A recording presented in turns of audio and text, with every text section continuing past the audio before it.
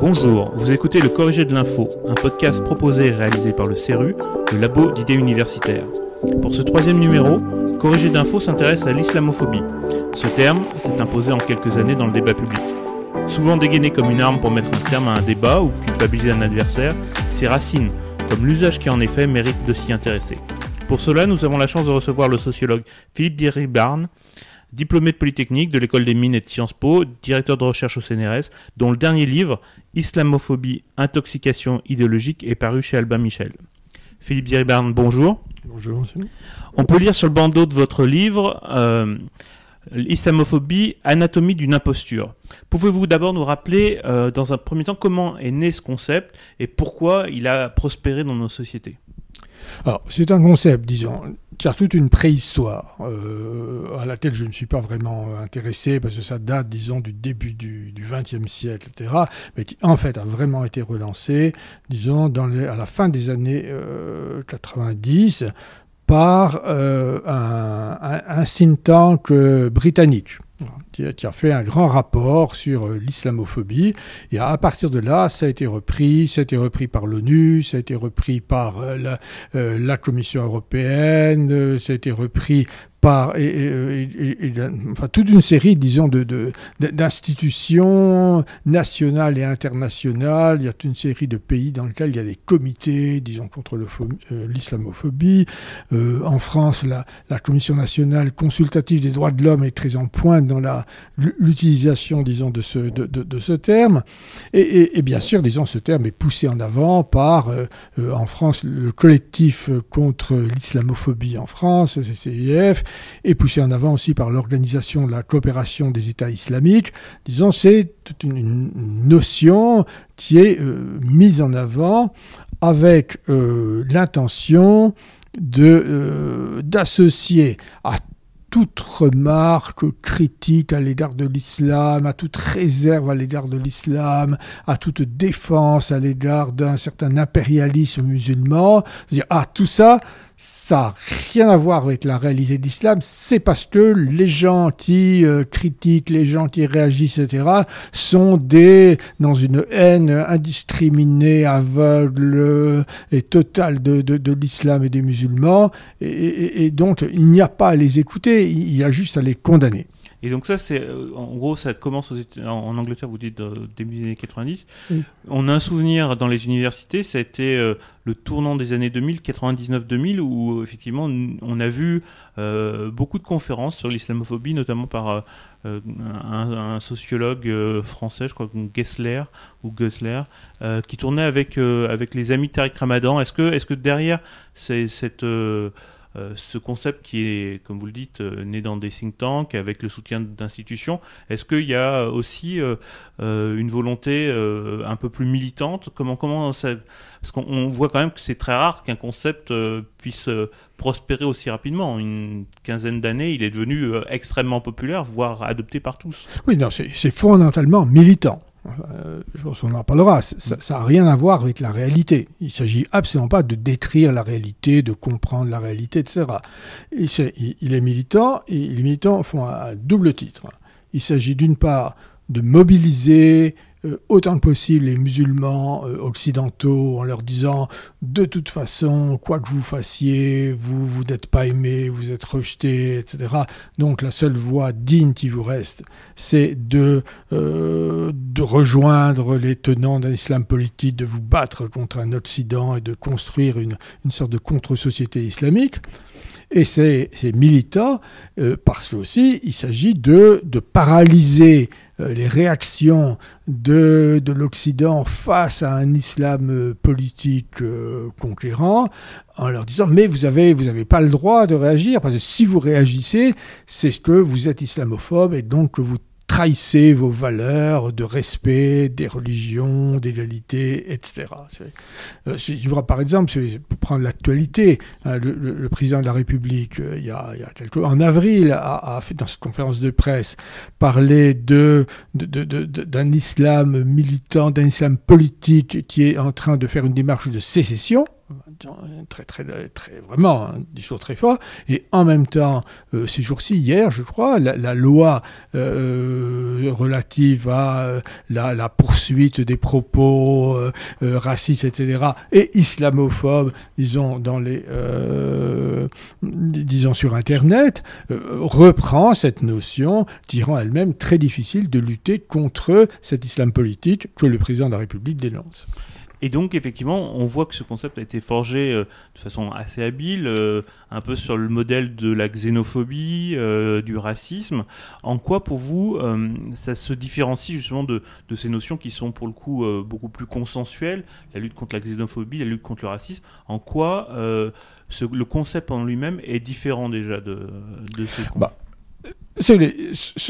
Effectivement, cette opération, disons, militante est tout à fait habile, hein, et utilise un contexte idéologique marqué bien sûr par la Shoah, dans lequel, au fond, ce qui est, je dirais, le péché par excellence, hein, c'est la fermeture à l'autre.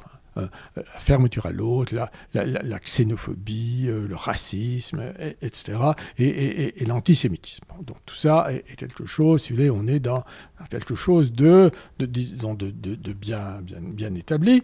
Et effectivement, la grande manipulation est de dire « mais les musulmans d'aujourd'hui sont l'équivalent des juifs d'hier ». Et de même que les juifs d'hier ont été traités comme on sait, c'est le tour des musulmans. Alors évidemment, on se demande où est le Auschwitz pour musulmans, que personne n'a mangé vu. On se demande où était du temps des juifs le terrorisme juif, hein, qu'on n'a pas beaucoup vu non plus. On se demande où pouvait être aussi chez les juifs l'équivalent du statut d'infériorité des femmes, du refus de la liberté de conscience, etc. Enfin, tout ce qu'on trouve, si vous voulez, qui justifie des réactions quand même disons, pour le moins critiques à l'égard du monde musulman, le fait qu'on ne les retrouve pas du tout dans le monde juif, non, tout ça n'a pas d'importance, si vous voulez. Au fond, l'idée, c'est d'associer une image. Au fond, on prend une image, le refus de l'autre, et qu'à partir du moment où on est arrivé à projeter cette image sur la situation, et du coup cette image a pris une force telle que si vous contestez l'image, hein, si vous voulez rentrer, le fait même de rentrer dans l'examen précis de qu'est-ce qui se passe, etc., donc c'est que vous contestez l'image, et si vous contestez l'image, c'est que vous êtes islamophobe, et donc xénophobe, raciste, etc. C'est vrai que c'est très habile, c'est très habile. Et alors ce qu'il y a d'extraordinaire, si vous voulez, c'est que ça prend. Voilà, c'est que ça prend, disons que les militants, finalement, que les tenants de l'islam politique, que les frères musulmans, que la conférence d'État islamique, etc., mettent en avant cette notion, qu'elles utilisent des endroits où elles ont vraiment pris le pouvoir, c'est largement le comité des droits de l'homme de l'ONU, etc., qui est complètement noyauté, disons, par ces gens. Ça, je dirais, c'est pas étonnant, je dirais à la limite c'est de bonne guerre. Enfin voilà, ils sont dans une guerre, ils essaient de la gagner, et après tout, si ça marche, disons pourquoi pas. Ils font, comme on fait en toute une époque, hein, Staline, Mao, etc., disons avec le concept de anticommunisme, anticommunisme primaire, etc. Si vous parlez du goulag, c'est que vous êtes un anticommuniste primaire. Si vous parlez des procès de Moscou, c'est que vous êtes un anticommuniste primaire. Je crois que ce Sartre disait tout anticommuniste était un chien, il fallait pas désespérer Billancourt, etc., etc. Voilà, donc qu'il y ait comme ça, disons, une force importante qui se serve de manière stratégique, disons, de cette notion. Bon, c'est leur combat. Etc. Alors, ce qui m'étonne plus, disons, c'est la réception qu'ils reçoivent.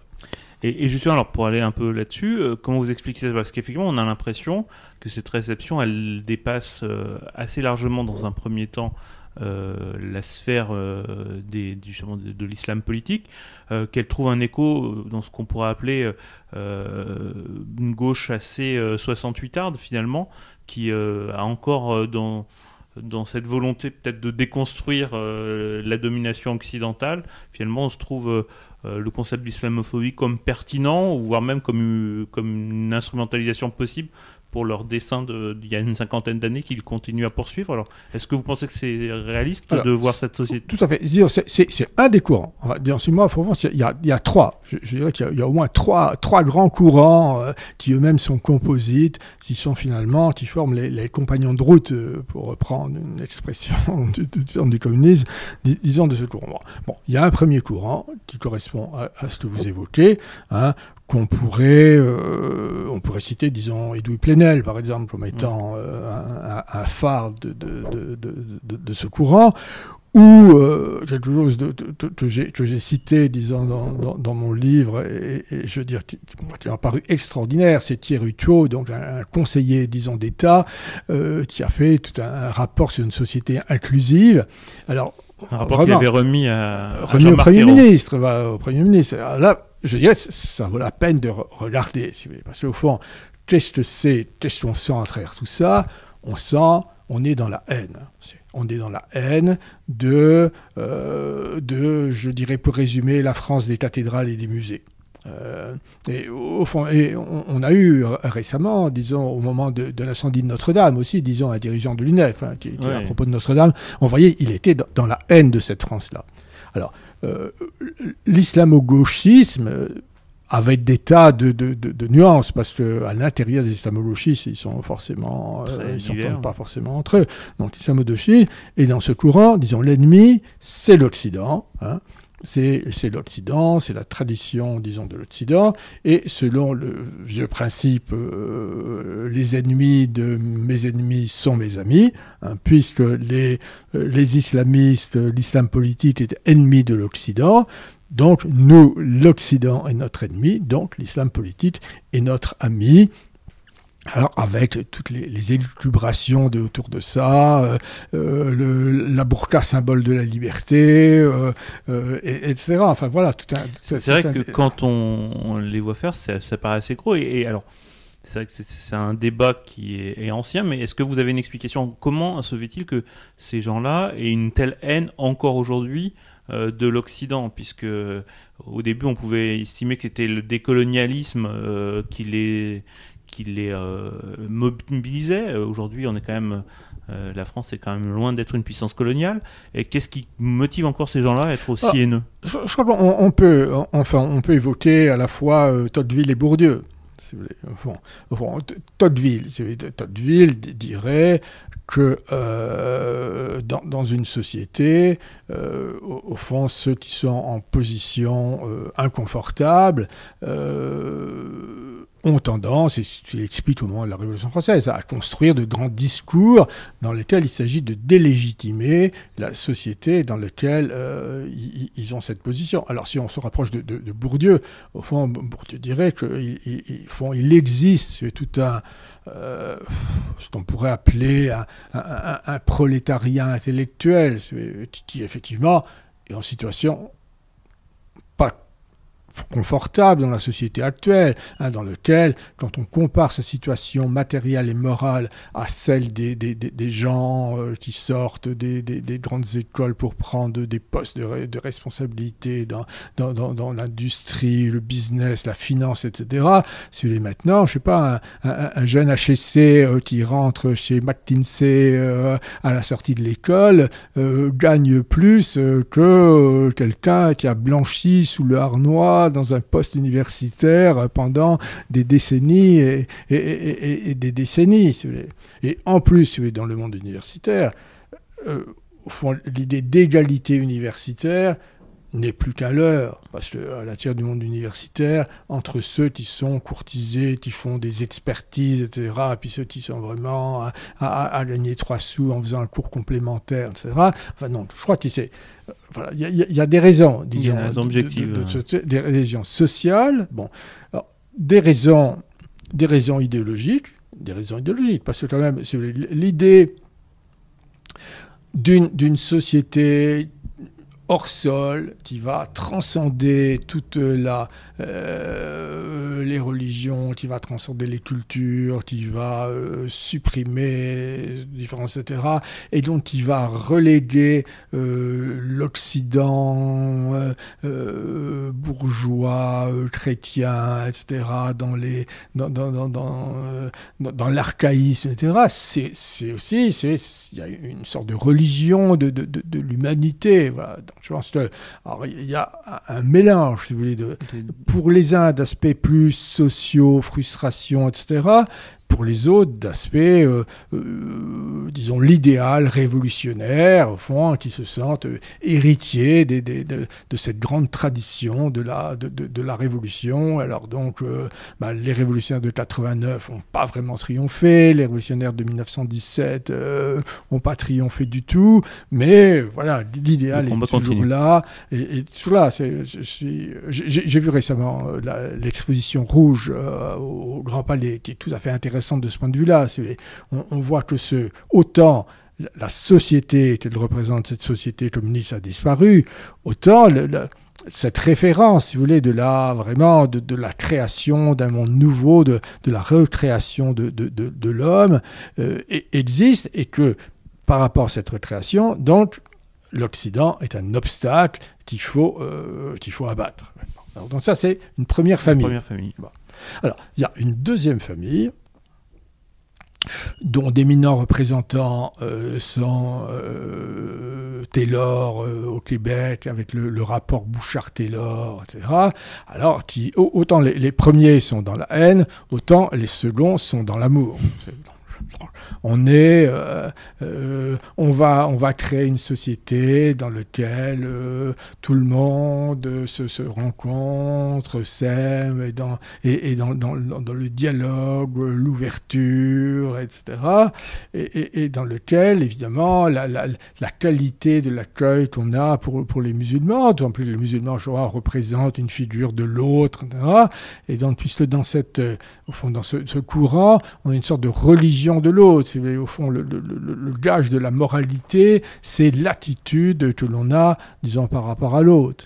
Alors, c'est une chose qui a été aussi très repris par l'Église catholique, dans lequel les propos du pape actuel, c'est vraiment, oui, les musulmans sont nos frères, Jean-Paul II disait ça, ce sont nos frères musulmans, voilà, nos frères musulmans, et donc, alors, à ce moment-là, certains, les frères peuvent être pas parfaits, mais personne n'est parfait. Alors, et donc, ce qui est important, si vous voulez, c'est d'être dans une relation vraiment d'accueil, une relation inclusive, etc. Et du coup, ceux qui critiquent l'islam, critiquent les musulmans, sont en train d'empêcher cette réconciliation, etc. Alors, en plus, peut-être du côté de l'Église, l'idée que l'adversaire principal, c'est le laïcat. Voilà. Et donc, c'est le franc-maçon, etc. Et que, par conséquent, on va s'associer aux musulmans contre le laïcat. Alors, c'est amusant, parce que le premier courant, c'était associé à le musulman contre l'Église. Donc, alors, on sent du reste, et les uns et les autres se font complètement avoir, parce que les musulmans n'ont rien à faire de ceux, disons, des laïcards qui veulent s'associer à eux contre l'Église, et n'ont rien à faire de l'Église qui veut s'associer à eux contre les laïcards. Bon. Et puis, il y a un marais, un marais qui simplement a peur de se faire mal voir. Ce qui est malgré tout aujourd'hui le moteur principal. Oui, enfin en tout cas le moteur de beaucoup de gens. Alors on voit, quand on interroge par exemple des universitaires qui ont des problèmes, qui sont poursuivis en justice, qui sont par les courants islamistes, etc. Oui, leur collègue entre deux yeux leur dit oui, t'as raison, oui, bien sûr, il faut agir. Mais jamais ne prendront leur parti publiquement. C'est publiquement, voilà, ne hurleront pas avec les loups, mais en tout cas s'abstiendront absolument de défendre et diront mais oui, somme toute quand même, voilà, il faut attention, soyons soyons, etc., soyons ouverts, etc., tout simplement pour pas avoir d'ennui. Alors effectivement, vous faisiez au début le parallèle avec le communisme. On a beaucoup dit qu'une des forces du communisme, c'était les techniques de subversion qui permettaient justement de culpabiliser les adversaires pour les empêcher de se défendre. On a l'impression que là, on est tout à fait, notamment avec la dernière famille que vous citez, on est tout à fait dans ce moment-là où finalement l'islamophobie, c'est un concept qui paralyse beaucoup d'intellectuels ou qui empêche, d'ailleurs ce que disait Solzhenitsyn, c'est tout simplement de dire ce qu'on voit. Et là-dessus, vous avez dans votre livre une première partie qui est intéressante, que j'aimerais qu'on revienne dessus, c'est que finalement, en tant que sociologue un petit peu, vous essayez de regarder si vraiment il y a des discriminations très fortes sur l'islam, et est-ce que l'islamophobie est fondée quand même en fait. Et est-ce que vous pouvez nous dire un petit peu si la société française est aussi dure avec l'islam que les tenants de l'islamophobie le disent? Tout à fait. Alors, c'est vrai que c'est une frappe, c'est actuellement pour toute une série de discours comme ça, visant à empêcher la critique, je sais pas, le discours des producteurs de tabac, les discours des gens, des producteurs de perturbateurs endocriniens, etc.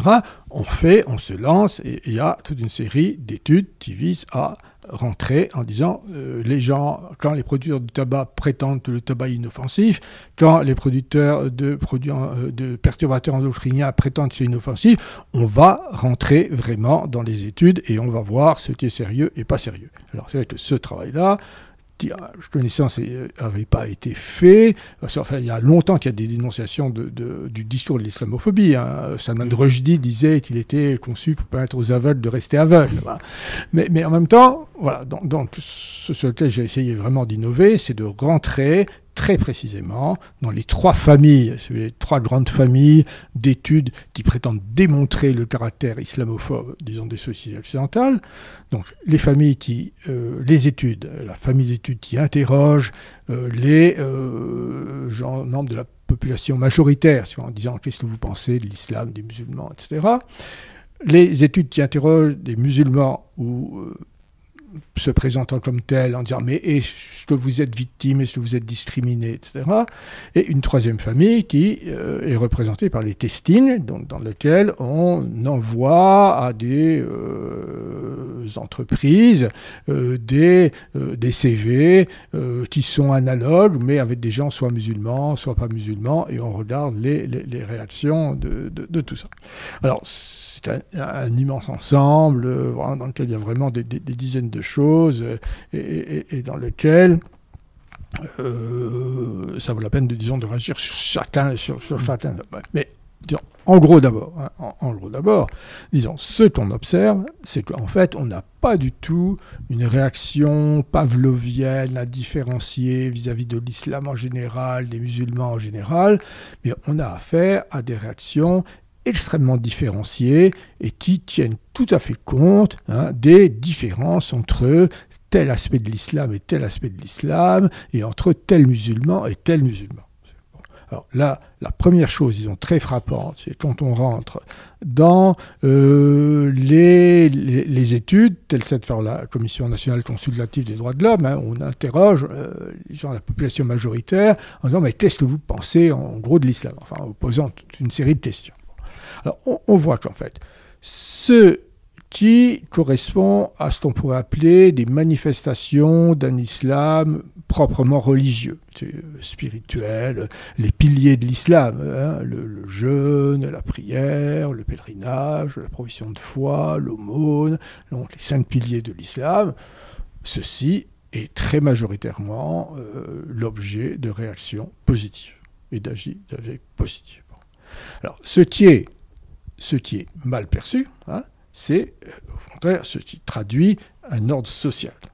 Alors, par exemple, c'est dans les entreprises, il y a un sondage dans les entreprises, on demande qu'est-ce que vous pensez, est-ce que vous trouvez acceptable qu'un homme refuse de s'asseoir à un endroit où une femme s'est assise avant lui. Alors là, vous avez quasiment, 90% qui disent non, c'est inacceptable. Ou qui disent est-ce que vous trouvez acceptable qu'un homme refuse de serrer la main d'une femme, ou inversement. Non, ça c'est jugé inacceptable. Mais dans tout ça, on est dans le social. On n'est pas, c'est pas le rapport à Dieu. On est dans la façon dont les sociétés islamiques organisent la société, et en particulier tout ce qui relève de la mise à part et du contrôle et de l'inégalité des femmes dans les sociétés musulmanes. Alors, ce qui se fonde à la fois, qu'on entend aussi bien dans les textes du Coran que dans la pratique, si vous voulez, des sociétés occidentales, des sociétés musulmanes actuelles. Bon, donc on voit, si vous voulez, qu'il y a une grande différence sur les aspects de l'islam. Et on voit aussi qu'il y a de grandes différences selon les musulmans et musulmans. Parce que, enfin, tous les musulmans ne se comportent pas du tout de la même façon, ils ne sont pas du tout reçus de la même façon. Par exemple, dans les sondages européens, auprès des musulmans, en disant « Est-ce que vous avez été discriminé au cours de l'année dernière ou des 5 dernières années ?» La majorité, grande majorité, répond « Non, moi je ne suis pas discriminé ». Alors que certains disent « Je suis discriminé tous les jours ». Alors, l'étude se garde bien de dire mais pourquoi, qu'est-ce qui va différencier les gens discriminés tous les jours des gens qui se sentent jamais discriminés?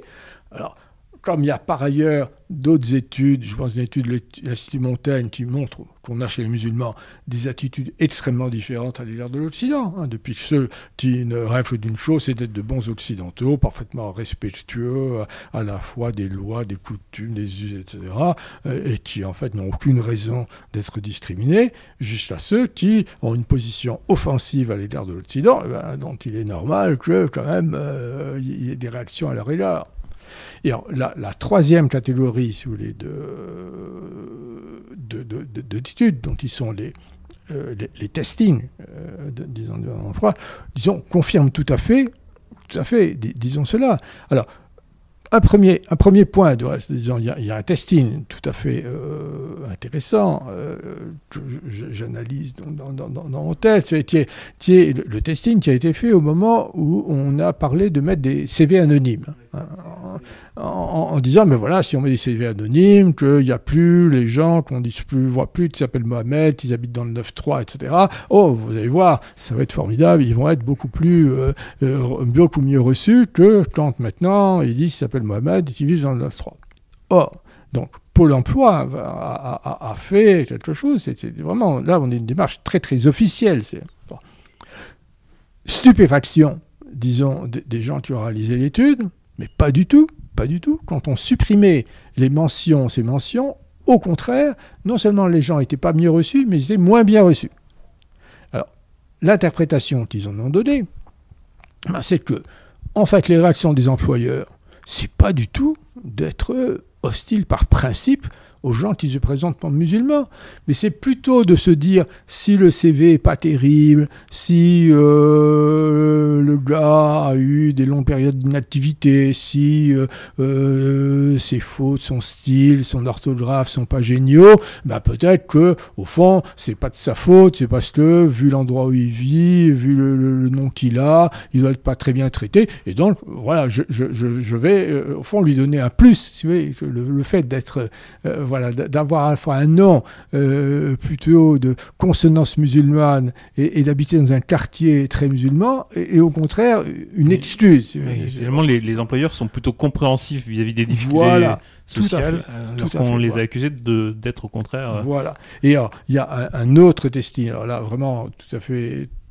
très, très, très instructif, disons, qui a l'intérêt de prendre toute une série de variables, voilà, dont il va comparer à la fois des personnes ayant la même qualification, etc., ayant des prénoms dits chrétiens, musulmans ou juifs, mais qui va distinguer, par exemple, ceux qui ont été actifs chez des scouts confessionnels, de ceux qui ont été actifs dans des scouts laïques, qui va distinguer selon qu'ils sont normalement qualifiés ou surqualifiés par rapport à leur poste, qui vont distinguer le type de poste, etc. Et alors là, on voit qu'il y a des contrastes aussi énormes. C'est, au fond, que dans les situations où celui a clairement, qui s'appelle Mohamed, vraiment, donc il est clair qu'il est musulman, mais qui est actif chez les scouts laïcs, les éclaireurs de France, et pas chez les scouts, disons, musulmans,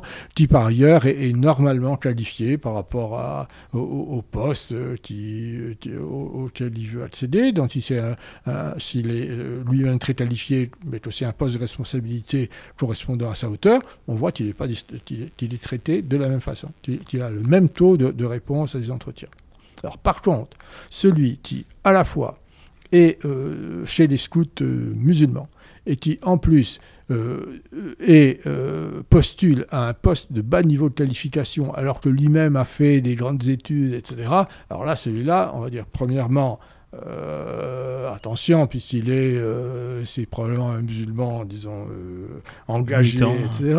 Deuxièmement, on connaît la culture maghrébine, on n'aime pas trop obéir, donc celui-là, méfions-nous. Bon. Et donc on voit que ceux qui entrent en jeu, c'est pas l'islam. Les employeurs n'ont rien à faire de l'islam. C'est comment, à partir du CV, qu'est-ce qu'ils peuvent anticiper, disons, le plus réalistement possible sur est-ce avec celui-là, est-ce que je risque des ennuis, est-ce que je risque pas d'ennuis, et bon, si je vois que tout ce qu'on présente son CV, non, je risque pas d'ennuis, musulman ou pas, je m'en fiche. Et si je vois par contre que je risque d'avoir des ennuis, c'est pas le fait qu'il soit musulman, mais c'est le fait que je risque d'avoir des ennuis. Voilà. Et donc c'est là. Et donc on est très très très très loin, c'est très très très très loin de la fable de l'islamophobie comme un rejet viscéral, global de tout ce qui touche à l'islam et aux musulmans. Et alors c'est vrai que ces exemples sont intéressants parce que finalement on a l'impression que ce qui se passe dans l'entreprise, c'est ce qui se passe un petit peu dans la société, c'est qu'en gros les gens cherchent surtout à savoir si les gens sont capables de vivre ensemble et de s'adapter à la société dans laquelle ils arrivent. Et c'est finalement là-dessus qu'on a un débat avec l'islamophobie, avec aussi la famille de pensée que vous citiez tout à l'heure au Canada, avec le rapport sur les accommodements raisonnables. Parce que finalement, ce qu'on va demander aux personnes dans l'entreprise, c'est d'être en capacité de vivre comme il faut dans l'entreprise et de s'adapter aux règles de l'entreprise, qu'il soit musulman ou pas, finalement ça n'a pas d'importance. Malheureusement, dans nos sociétés, c'est à peu près malheureusement, dans nos sociétés, c'est la même chose que les Français semblent demander dans les autres sondages, que les musulmans qui sont prêts à faire cet effort aussi acceptent, et dans ce cas-là, ils sont bien intégrés.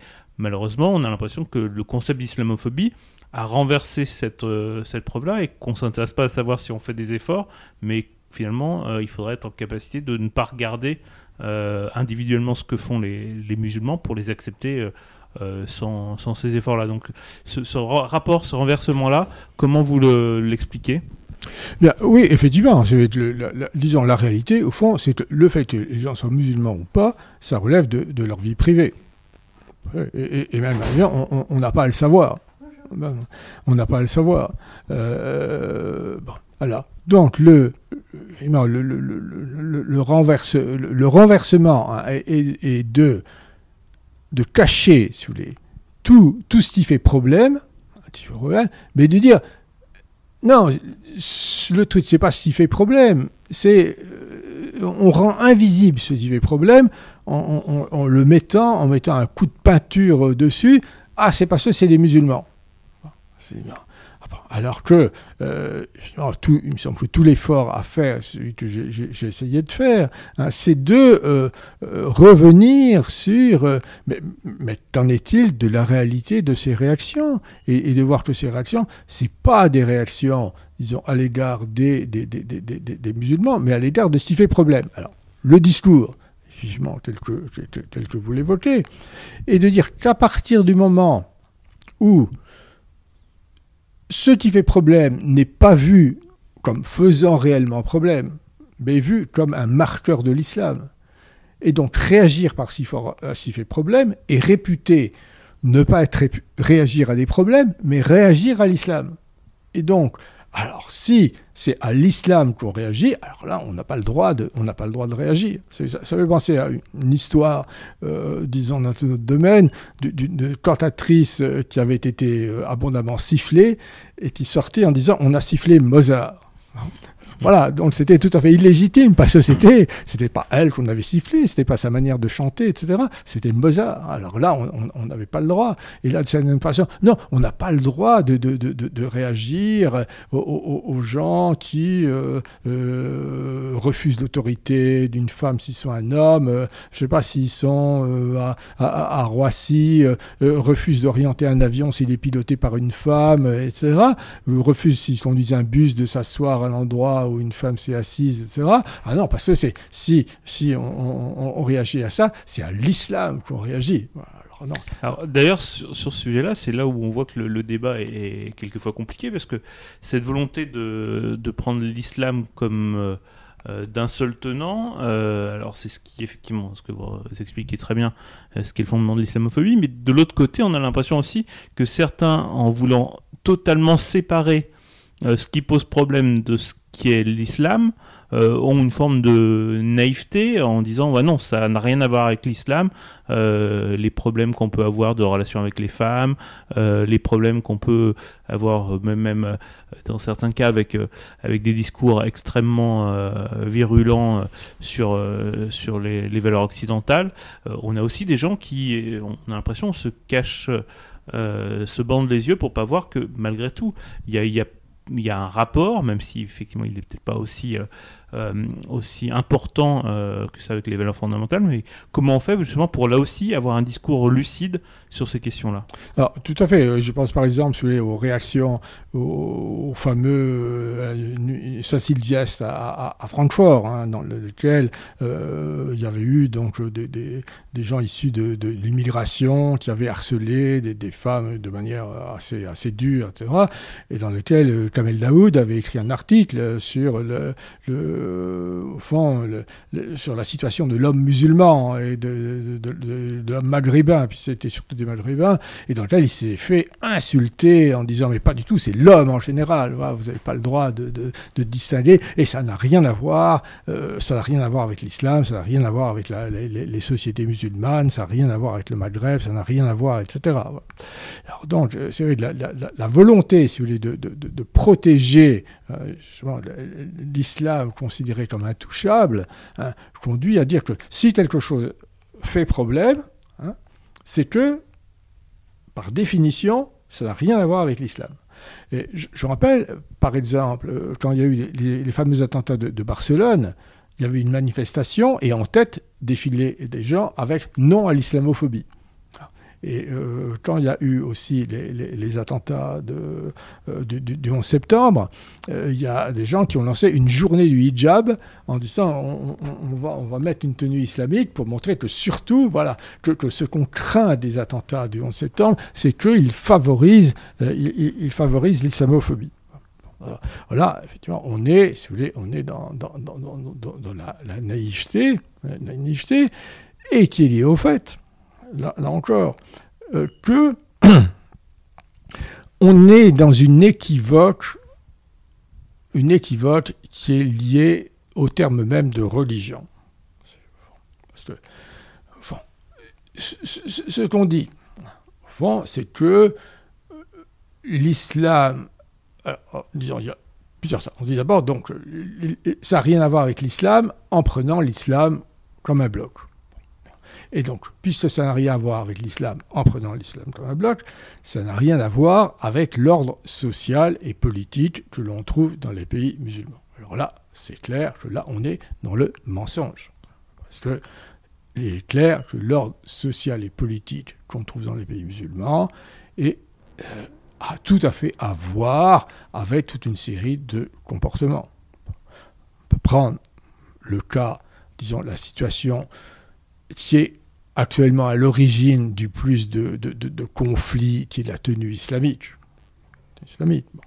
C'est clair que la tenue islamique, que l'on garde la République islamique d'Iran, ou qu'on regarde même Daesh, La tenue islamique est un élément tout à fait stratégique dans le contrôle d'une population. Et qu'on voit que les femmes qui refusent la tenue islamique sont dans un refus de cette stratégie de contrôle des populations. Et on voit, par exemple, en Iran, une avocate qui est en prison pour 20 ans parce qu'elle se bat contre l'imposition de la tenue islamique. Et on voit qu'il y a des femmes qui ont été, en Algérie à l'époque du GIA, qui ont été assassinées parce qu'elles refusaient, disons, de porter cette tenue. Enfin, donc, là dire, si vous voulez, essayer de sortir imaginairement en disant mais c'est la volonté de chacun fait ce qu'il veut, etc., de sortir, si vous voulez, la tenue islamique de l'ordre social et politique musulman avec son côté oppressif.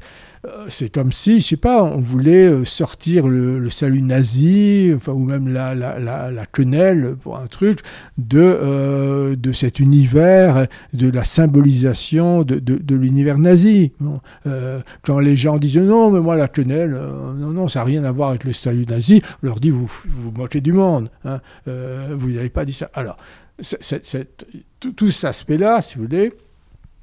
Donc on est dans le refus d'admettre qu'il y a des liens entre des choses qu'on accepte mal et puis tout un aspect de l'ordre social et politique, disons musulman. Alors, question, c'est est-ce qu'il y a des liens entre l'aspect social et politique musulman et l'aspect proprement religieux musulman? Alors, il y a des points sur lesquels il semble qu'il n'y ait pas de lien. Justement, cette question qui fâche, celui de la tenue islamique, si l'on regarde, par exemple, le texte du Coran, on voit que tant qu'on est dans un registre spirituel, il y a une stricte parité entre les hommes et les femmes. Les croyants et les croyantes, il y a des croyantes, ils ont les obligations fondamentales de l'islam, la profession de foi, le jeûne, la prière, le pèlerinage, le mode sont les mêmes, disons, pour les hommes et pour les femmes. Par contre, ceux sur lesquels les hommes et les femmes ne sont pas traités du tout de la même façon, c'est un ordre social. C'est l'héritage, le témoignage, le mariage, le droit de la famille, le droit du divorce, etc. Là, on est dans l'opposition, disons, complète. Et c'est clair que ce qui relève de la tenue fait partie de cet ordre social. Donc, c'est intéressant quand on rentre dans le détail. On dit que les femmes doivent cacher leurs atours, comme on dit, par rapport aux hommes, mais pas à l'égard des eunuques. Alors, si on était dans le registre spirituel, pas très bien le fait que ce soit un eunuque ou pas, etc. Et pas non plus si elles sont ménopausées. Bon, donc on voit bien qu'au fond, il s'agit de contrôler les femmes fertiles et de faire en sorte que elles ne sortent pas qu'elles ne se conduisent pas, disons, d'une façon qui conduirait à introduire des enfants qui ne seraient pas de leur père légitime. Bon, donc on est dans le social, on n'est pas dans le religieux. Et donc là, sur ce chapitre-là, dire que on est dans le religieux, qu'on est dans une expression de rapport à Dieu, de pudeur, etc. Là, on est dans le mensonge. D'autant plus que si la valeur, on est bien dans une valeur profonde de pudeur, etc., il y a des manières tout à fait occidentales d'exprimer la pudeur. Si vous regardez l'art occidental, vous prenez, l'Annonciation de Fra Angelico, enfin on ne peut pas être dans le plus pudique, etc. Marie, dans l'Annonciation de Fra Angelico, a un petit ruban qui lui tient les cheveux, mais elle ne se cache absolument pas les cheveux, ni la figure, ni rien. Enfin, vous prenez Salut peignant la Vierge de Van der Weyden, qui a aussi un grand tableau chrétien. La Vierge n'a rien sur la tête et donne le sein. Bon, donc là, on est dans le mensonge. Alors, ce qui est plus compliqué, c'est ce qui tourne autour de la démocratie. Donc là, ce qui tourne autour de la démocratie, la question du pluralisme, du doute, etc. Là, c'est plus difficile, disons, de séparer l'aspect proprement religieux de l'aspect social, disons, de l'islam. Mais dans ce qui fait problème en Occident, c'est pas ça. Au fond, ça, ce qui fait problème, disons, dans les pays musulmans. Mais en Occident. De toute façon, la démocratie, le pluralisme démocratique est institué. Il n'est pas question de revenir dessus. Et au fond, la notion d'islamophobie, c'est pas pour remettre ça en cause qu'elle est mise en avant. Donc je crois que pour ce qui concerne la situation des musulmans en Occident, on peut dire que à partir du moment où on a contre quoi on lutte, c'est l'aspect social et politique de l'islam. Voilà, on peut être en même temps tout à fait respectueux de l'islam comme tradition spirituelle, proprement religieuse. Alors, peut-être deux dernières questions. Dans votre livre, effectivement, vous parlez beaucoup de l'islamophobie face aux sociétés occidentales. Est-ce qu'il y a réellement... est-ce qu'on peut englober toutes les sociétés occidentales? Est-ce que notamment il n'y a pas une spécificité française? Parce qu'on voit que peut-être cette réaction face à l'islamophobie a été plus forte à cause du caractère plus ancré de la laïcité en France que ce que ça a pu être dans les pays nordiques ou dans les pays anglo-saxons. Est-ce que vraiment on doit penser ça comme un tout occidental ou est-ce qu'il y a des spécificités françaises? Alors, la spécificité française, c'est que l'État est spécialement engagé à travers, disons, la laïcité, à travers, par exemple, les lois sur l'interdiction des signes religieux à l'école, les lois sur la burqa, etc., dans le contrôle d'un islam social et politique. Non. Dans les sociétés anglo-saxonnes, en Suède, etc., où l'État n'est pas engagé comme en France là-dedans, mais c'est la société qui est engagée là-dessus. Et donc, quand on interroge les musulmans, disons, britanniques, ou les musulmans suédois, ou qu'on interroge les Britanniques ou les Suédois sur leur rapport, disons, musulman, on voit que c'est la société qui rejette l'islam, disons, social et politique. Et que on a tout à fait, dans le rapport, par exemple, britannique sur l'islamophobie, les islamiques, les musulmanes britanniques qui se mettaient à porter le voile disaient « on est rejeté ». Hein, et on voyait les musulmans britanniques se plaindre en disant « mais comment des gens qu'on croyait nos amis soutiennent Rushdie ?» alors que pour nous, Rushdie c'est un traître, mais eux ils se sont mis du côté de Rushdie. Mais c'était pas l'État, c'était, disons, la population. Et donc, on voit, si vous voulez, en Suède, où officiellement, disons, l'État est extrêmement accueillant vis-à-vis de l'immigration musulmane, on voit que la population ne l'est pas du tout. Voilà. Donc, je crois qu'il ne faut pas confondre la spécificité française en matière de réaction de l'État et la réaction du corps social. La réaction du corps social ne me paraît pas spécialement dur en France et peut-être même moins dur en France que dans d'autres pays. On voit par exemple que le taux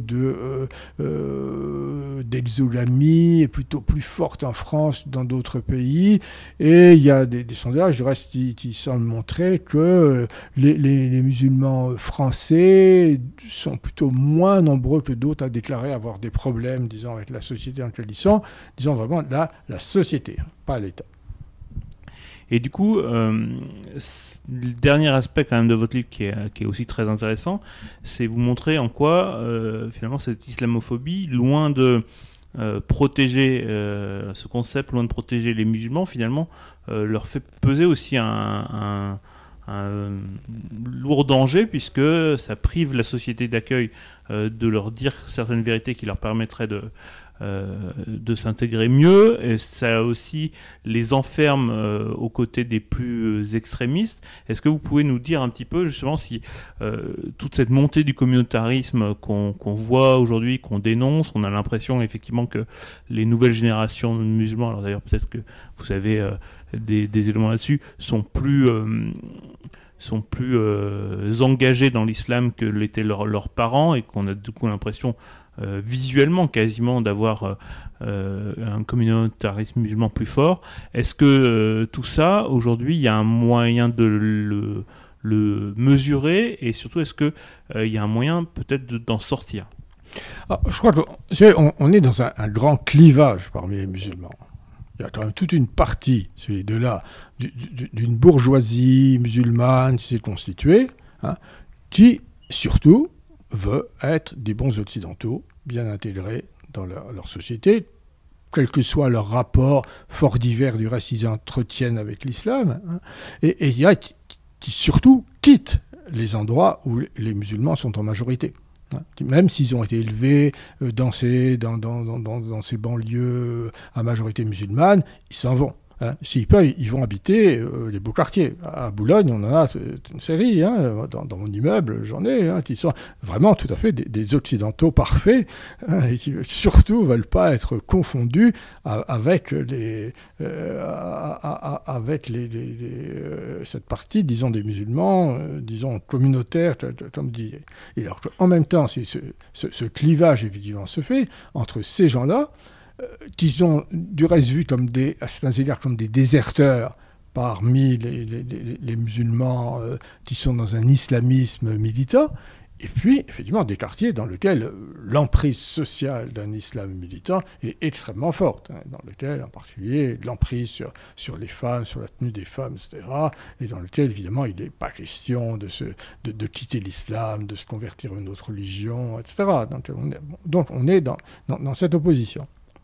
Alors, ce qui me paraît faire question, c'est que entre ceux qui carrément ont tourné la page, disons, de l'enfermement islamique, et ceux qui sont des militants, ça, il y a toute une série, au fond, je dirais, de braves gens qui comprennent rien à ce qui leur arrive, à qui on tient des discours du type oui, mais on va vous protéger, on va lutter contre les discriminations. Rappelle encore, il y a quelques semaines, une jeune musulmane qui était allée dans une boutique de lingerie, et où la directrice de la boutique, elle avait tenu un discours, je dirais, maternel, en lui disant: ma jeune fille, vous n'êtes pas raisonnable avec votre tenue islamique, tout ça, vous n'allez pas vous faire recruter. Hein. À qui, je crois même que c'est le président de la République, avait dit: mais non, vous allez voir, on va vous protéger, poursuivez-la, on va lutter contre les discriminations, etc. Bon.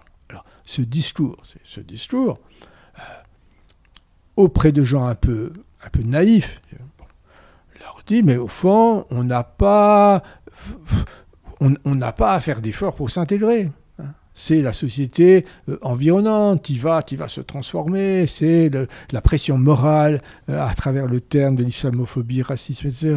Et c'est aussi la pression juridique à travers les condamnations pour discrimination qui va faire qu'on va pouvoir être tout à fait bien intégré sans avoir à faire aucun effort.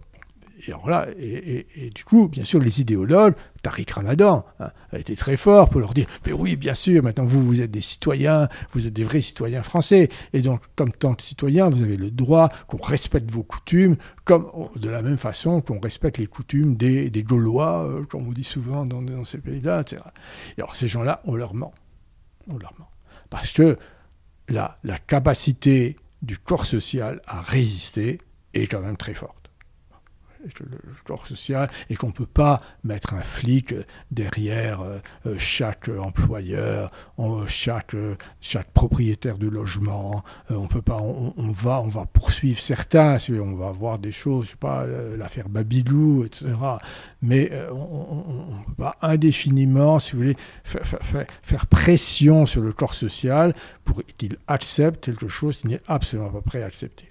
Et que du coup, la conséquence de ça, elle est double. C'est que d'une part, toute une série de musulmans qui sont un peu à la limite, finalement, ne font pas les efforts, qu'il ne faudrait pas grand-chose, pas beaucoup d'explications supplémentaires pour qu'ils les fassent, qui n'ont pas de refus viscéral, disons, de faire ces efforts. Et que... le risque, c'est de développer aussi dans le corps social une vision quand même très, très négative, si vous voulez, de ce monde, disons, de l'islam, et une vision plus négative. Enfin, on risque à la longue de faire naître réellement l'islamophobie qu'on prétend combattre, parce que si on voit que si le nombre, si vous voulez, de musulmans qui vraiment sont dans des attitudes d'hostilité à l'ordre, aux us et coutumes occidentales, disons, croient, à un certain niveau, ils finiront par marquer l'image globale qu'on se fait. On nourrit les antagonismes.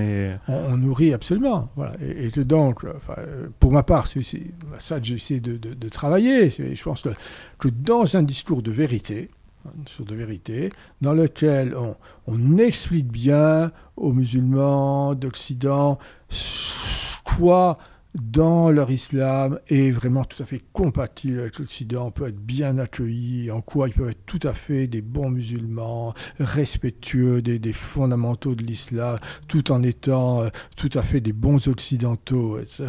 Que plus on développera, disons, ce discours, plus on fera prendre conscience de ce que c'est que la vérité des conditions d'une intégration qui permet de bons occidentaux sans renoncer à être musulman, plus on arrivera à permettre le fameux vivre ensemble, entre guillemets, disons que l'on proclame tant, mais que l'on ne contribue pas à construire. Pour finir, pour conclure, votre livre, à la fin, on sent une sorte d'appel à la clarification. Qui doivent être ces acteurs de la clarification? Qui est-ce qui doit clarifier son discours pour que justement ce message-là, celui que vous venez de dire, puisse passer? Je dirais tout le monde. Tout le monde. Parce que les musulmans, bien sûr, sont tout à fait concernés. Hein. C'est important que certains le font, du reste. Hein. Certains sont tout à fait engagés là-dedans. Hein. Je sais pas, même prenez Tarek Oubrou, même s'il est à certains égards controversé, ses liens avec les frères musulmans sont discutés. Il dit bien, par exemple, la tenue islamique, tout ça, c'est pas quelque chose de fondamentalement musulman. C'est pas, les prières, c'est fondamental. La tenue, c'est pas fondamental. Et vous vous trompez complètement quand vous mettez en avant la tenue et vous ne faites pas vos prières. Hein. Bon, donc il y a tout je pense,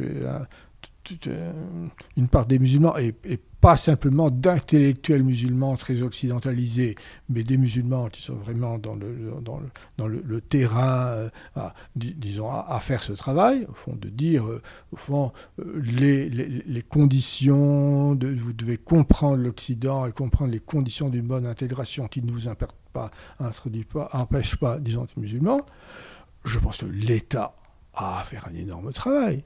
Quand on voit que le défenseur des droits défend le burkini dans les piscines, quand on voit que le Conseil d'État, longtemps hostile à